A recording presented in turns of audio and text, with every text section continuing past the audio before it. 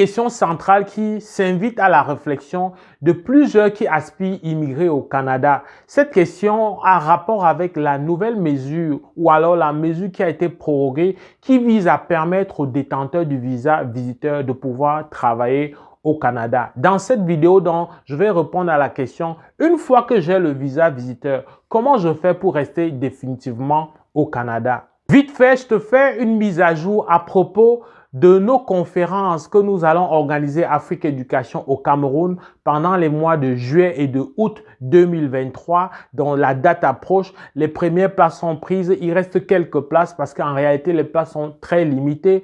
Donc, je t'invite très vite à prendre attache avec l'équipe de Afrique Éducation à travers le courriel afriqueeducationespoir@gmail.com qui est dans la description de cette vidéo et on va te donner la conduite à tenir, on va te donner toutes les consignes, on va t'informer du contenu même, de ce que tu vas gagner à travers cette conférence. Mais je peux déjà te dire que ça vise essentiellement à te rendre autonome, à te donner un niveau d'autonomie pour ce qui est de la procédure d'immigration.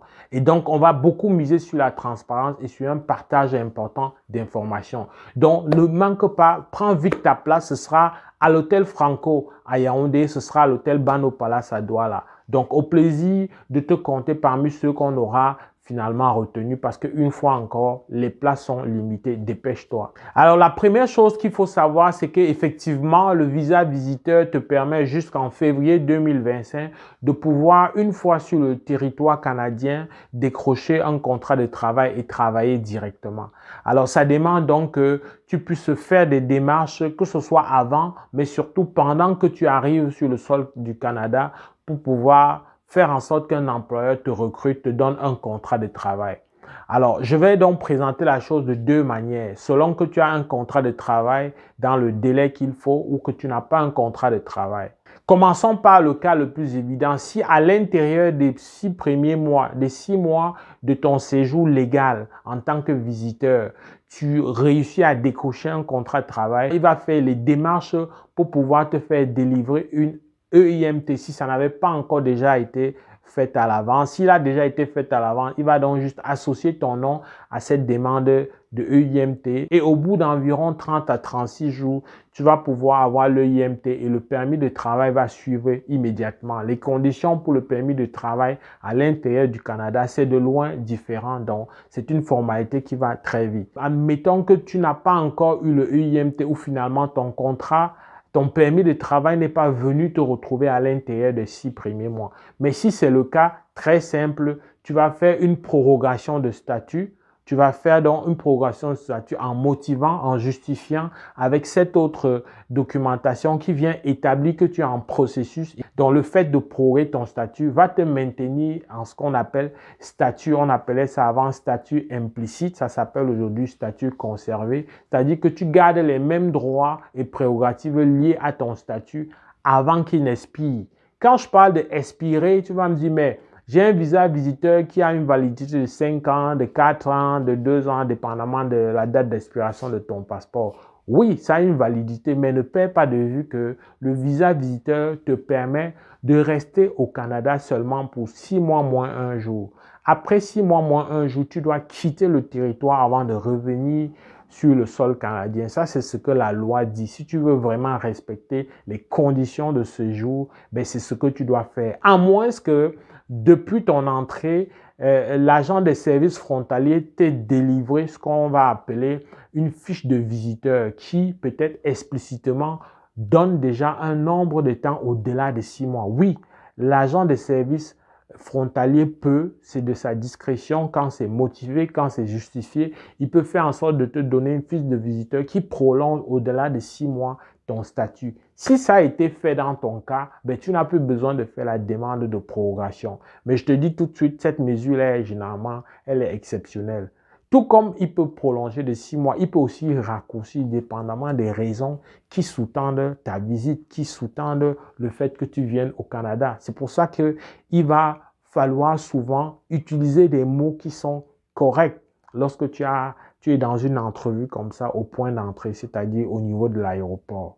Donc, très clairement, après que tu es donc prorogué, si jamais tu es déjà au-delà de 6 mois sans que la situation ne soit claire, tu vas être en statut donc maintenu, conservé, jusqu'à ce que ta documentation vienne et que tu poursuives. Alors, j'ai promis répondre à la question, mais comment rester définitivement? Là, il y a un enjeu maintenant. Il y a un enjeu.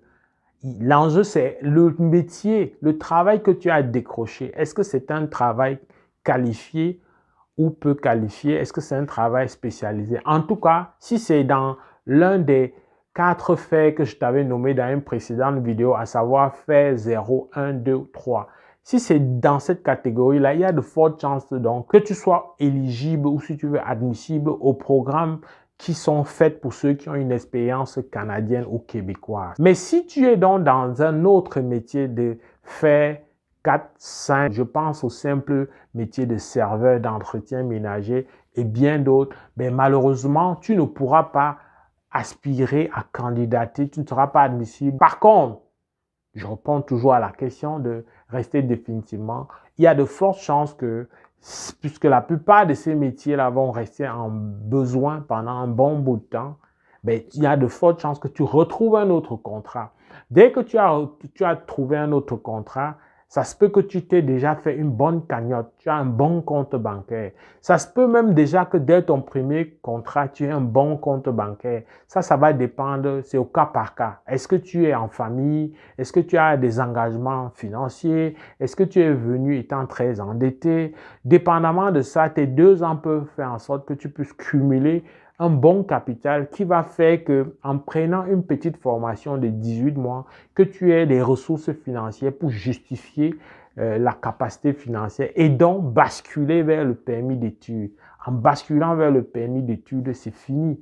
Tu vas dans un établissement d'enseignement désigné et puis après ça, tu vas avoir un permis de travail post-diplôme si tu as choisi la bonne formation, tu vois. C'est assez pointilleux, il y a beaucoup d'épines partout. C'est pour ça qu'il faut toujours prendre la peine de te faire accompagner, de recourir à des voies et à des personnes avisées qui ont une certaine connaissance ou une expertise sur la question. Donc, une fois donc que tu as fait premier contrat ou deuxième contrat, en tout cas, l'enjeu ici, c'est de cumuler suffisamment d'argent. Tu vas donc faire une demande de permis d'études et donc avec ça, c'est fini. C'est donc la porte de sortie pour t'installer définitivement au Canada. Dernier cas de figure, je t'ai promis parler de 2 cas selon que tu as trouvé un contrat dans le temps ou pas. Mais dernier cas de figure, ben là c'est moins évident, c'est que si au bout de 6 mois, tu n'as pas par miracle trouvé un contrat, ben, tu vas faire quand même une demande de prorogation. La demande de prorogation, tant qu'on n'a pas répondu, tu es toujours en droit de rester. Tu es toujours en train de respecter de manière légale les conditions de séjour, même si on n'a pas encore respecté. Donc, à ce moment, ça te donne un sursis pour continuer à chercher. Mais à l'instant où on répond, et si on ne répond pas à la négative, ce n'est pas grave. À cet instant-là, tu quittes le territoire, mais tu as toujours ton visa. Tu pourras revenir et motiver ton retour par cette idée-là de vouloir contribuer à l'économie. Ben donc, ici, pendant que tu décroches quelque chose, tant mieux, tu vas pouvoir commencer la démarche et être donc concerné par le premier cas de figure qu'on a traité, c'est-à-dire le cas de celui qui a trouvé un contrat de travail. J'espère que cette vidéo vient te donner plus de précision sur toi qui aspire à avoir un visa visiteur ou pour toi qui a déjà un visa visiteur. J'espère que ça t'a plu, j'espère que ça t'a aidé. Si c'est le cas, ne manque pas de liker, de partager, de faire savoir au plus grand nombre. Mon nom est Valérie Jules Camdem, j'enseigne au Québec. J'étudie présentement pour être consultant réglementé en immigration. C'est avec beaucoup de plaisir que je vais te retrouver dans le cadre d'une prochaine vidéo. Porte-toi bien. Boula!